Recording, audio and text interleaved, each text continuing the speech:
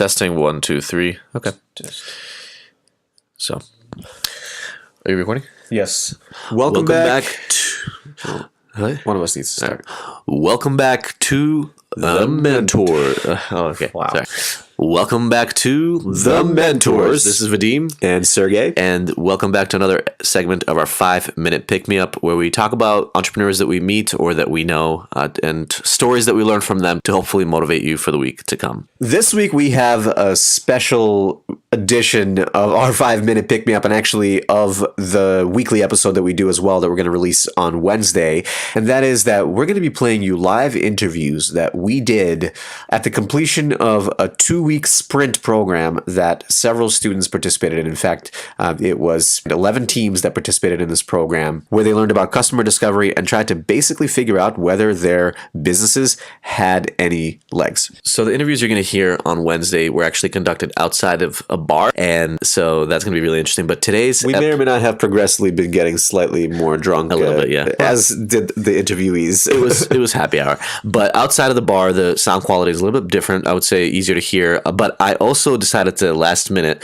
have a live interview inside the bar with one of the student teams with a gentleman named Kanishk. And while I was talking to him, I decided, oh, you know what? Can you stand here for a minute? I want to record this conversation. Earlier, I hadn't been walking around with a mic because it was kind of loud in the bar, but I decided let's try it. And it actually worked out well. So we wanted you guys to hear how the conversation went because I think it can help a lot for people that are going through the customer discovery process or even thinking about how can we schedule a bunch of meetings because these guys got very, very creative. And on Wednesday, we're going to release some more in-depth conversations with entrepreneurs that we were able to have outside of the bar.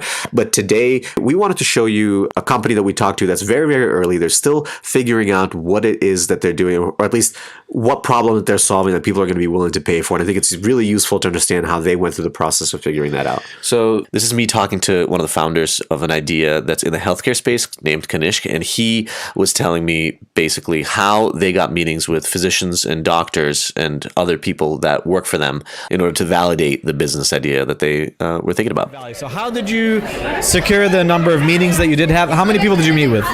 51.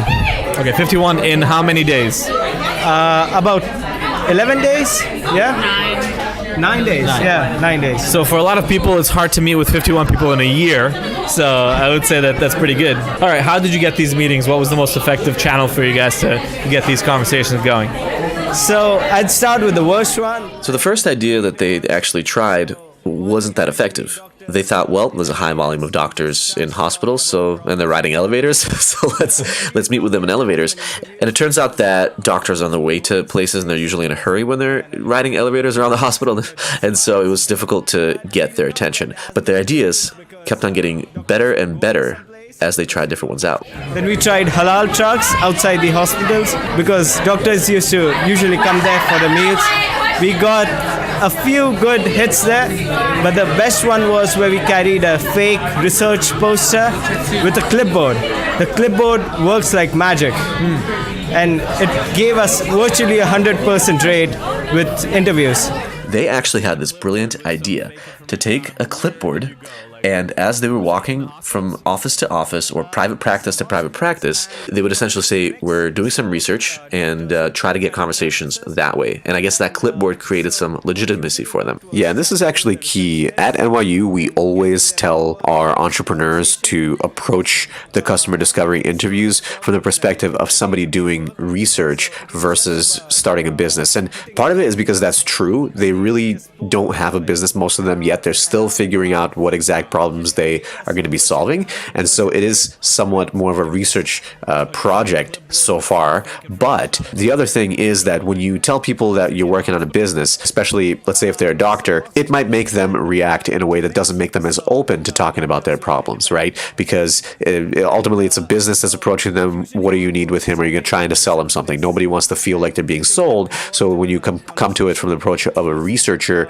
it's much better. So use that to your advantage if you're a student or a recent grad, or even you could say that you're doing research for a company that you're working with or consulting with. That usually works really well to get people to open up. So they figured out a way to schedule meetings, but I also wanted to find out what were they actually getting from these conversations? And what was the nerve that you hit on? So healthcare is a very complex industry. We focus on one problem and there are 3 problems underneath. There are more problems underneath that. And so all of them stem from the EMR and how archaic it is. What's EMR? Electronic medical records. Do you think that through that process you actually identified some potential customers that you might be able to come back to, and did you capture their information in any way? Yeah, so strangely, a receptionist refused an appointment with the doctor, but the doctor, having overheard our conversation, came rushing out of his clinic and met us outside. And we have a pilot plan with this doctor, and we hope to continue working with him. So these guys smartly decided to use the gatekeepers, the receptionist, to their advantage, to learn from them, but also actually establish a relationship. And we talked about this in last week's episode. Sometimes you can be more persuasive and get better results if you actually follow the existing processes. So talk to the gatekeeper, get information anyways, because you are on a fact-finding mission. And if you can have a compelling conversation, they'll gladly introduce you to the doctor, whoever your target is. The reason why it's so important to build those early relationships is that it's very common that those same people that comprise the people that you spoke to in your customer discovery interviews to figure out their problems, they will oftentimes be your first customers because they already built a relationship with you, hopefully some trust. You've exhibited that you care about solving their problem. And then when you come to them with a solution which matches exactly what they told you their problems are, they're very likely to be compelled to buy something. So this process is incredibly important for an entrepreneur or any creator to get out of the building. As a famous author, Stephen Blank, talks about, get out of the building. It really is important to talk to other people to understand their problems, but also you're investing in the future because you're actually building relationships with people that might become customers at some point. Another quick book recommendation is actually a very short book, 87 pages, I think, and that is Talking to Humans. This is a book that we actually give pretty much to everybody that goes through our programs. It's a quick read with some illustrations that was written by Gif Constable and my colleague, my boss actually, Frank Rimolowski at the NYU Entrepreneurial Institute. I recommend you check out that book if you can, or if you just come find me, I can let you borrow it, I guess, if you live in New York. And then they just released Testing with Humans as well, which is actually the next process after you've talked to people. Now you have to actually test a solution with them. We're going to come back on Wednesday with the more in-depth entrepreneurial conversations we had with some folks that actually have already had businesses that they've been running in one way, shape, or another, but they're ready to take them to the next level, and they're still going back and doing customer development. Have a wonderful Monday, and we'll see you on Wednesday.